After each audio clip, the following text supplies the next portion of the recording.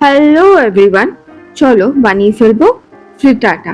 এটা ডিম দিয়ে বানানো খুবই একটা হেভি ব্রেকফাস্ট বা লাঞ্চ আর ডিনার অপশনও হতে পারে। তার জন্য আগেই একটা এয়ার ফ্রায়ারের বাস্কেট বা যে কোনো বেকিং ট্রে যেটা এয়ার ফ্রায়ারে ফিট হবে তার মধ্যে আমি 5টা ডিম ফাটিয়ে নিয়েছি। 5টা ডিম ফাটিয়ে নেবার আগে কিন্তু মনে করে বাটিটাকে অয়েল করে নেবে। ডিমের পর দিয়ে দিলাম হচ্ছে আমি এখানে কাশ্মীরি চিলি প্যাপ্রিকা বা কাশ্মীরি চিলি পাউডার, যে কোনো একটা দিতে পারো।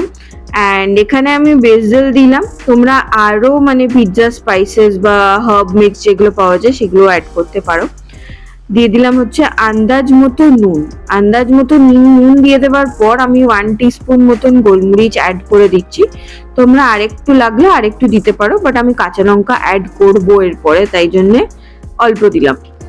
তারপরে ভালো করে মিক্সচারটাকে ফেটিয়ে নেবার পর পিৎজা যেরম সাজানো হয় সেরম আমার কাছে অ্যাভেলেবেল থাকা পেঁয়াজ আর বেল পেপারটাকে চৌকো চৌকো করে কেটে সাজিয়ে দিলাম। তোমরা এর মধ্যে অপশনালি আরো ভেজিস ইউজ করতে পারো। চেরি টমেটো থাকলে চেরি টমেটো ইউজ করতে পারো, বেবি স্পিনাচ দিতে পারো। ভালো করে সাজিয়ে নেবার পর ওপর থেকে দিয়ে দিলাম হচ্ছে একটু কাঁচা লঙ্কা, যেহেতু কেকটা খুবই ভাল লাগে কাঁচা লঙ্কার।